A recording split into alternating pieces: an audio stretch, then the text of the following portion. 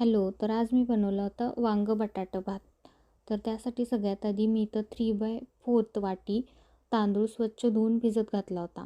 त्यानंतर मी 2 बारीक वांगी घेतली होती आणि ती अशा प्रकारे बारीक कट करून पाण्यामध्ये भिजत घातली होती. तर त्यानंतर पाण्यामध्ये वांगं घातलं होतं कारण ते काळं पडतं नाहीतर असंच ठेवलं तर. त्यानंतर मी एक बटाटा घेतला होता, त्याची मी साल काढून घेतली आणि तो सुद्धा अशा प्रकारे बारीक कट करून घेतला. तर बटाटा अशा प्रकारे कट करून तो सुद्धा वांग्यासोबत पाण्यामध्ये ठेवून दिला. त्यानंतर मी एक कांदा घेतला होता मध्यम आकाराचा, तो अशा प्रकारे इथं मोठा कट करून घेतला होता मी. स्लाईस त्याचे असे केले होते.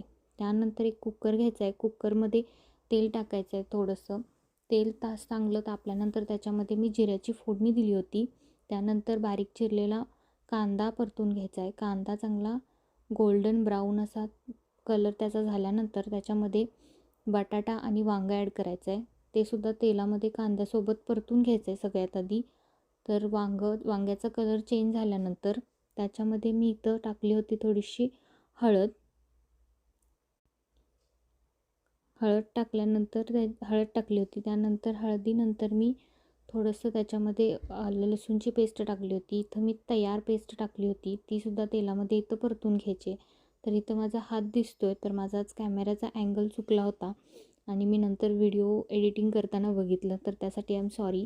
त्यानंतर त्याच्यामध्ये मी घरातली चटणी टाकली होती. तर इथं मी जास्त स्पायसी बनवणार नव्हते, त्यामुळे मी थोडीशी अर्धा चमचा चटणी ॲड केली होती.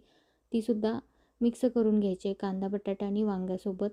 त्यानंतर थोडासा एक पाऊण चमचा मी गोडा मसाला ॲड केला होता, जो भातामध्ये आपण टाकतो. तर आरेचा इथं गोडा मसाला मी ॲड केला होता. त्यानंतर मी पाऊण चमचाच गरम मसाला टाकला होता. ते सुद्धा चांगलं परतून घ्यायचं आहे. नंतर त्याच्यामध्ये हे चांगलं परतल्यानंतर त्याच्यामध्ये जो तांदूळ भिजत घातला होता स्वच्छ धुवून, तो इथं ॲड करायचा आहे. तांदूळसुद्धा चांगला मिक्स करून घ्यायचा आहे कांदा आणि कांदा, वांगं आणि बटाट्यासोबत. त्यानंतर त्याच्यामध्ये 3/4 वाटी तांदळाला मी इथं त्याचं डबल पाणी ॲड केलं होतं.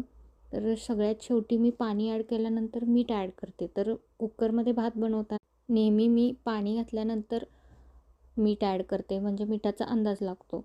तर तुमच्या चवीप्रमाणे इथं मीठ ॲड करायचं आहे. चांगलं परत ते हलवायचं आहे आणि 4 शिट्ट्यांमध्ये इथं आपला वांगं बटाटा भात रेडी झालेला आहे. तर अशाच रेसिपीसाठी चॅनलला सबस्क्राईब करा आणि व्हिडिओला नक्की लाईक करा. थँक्यू.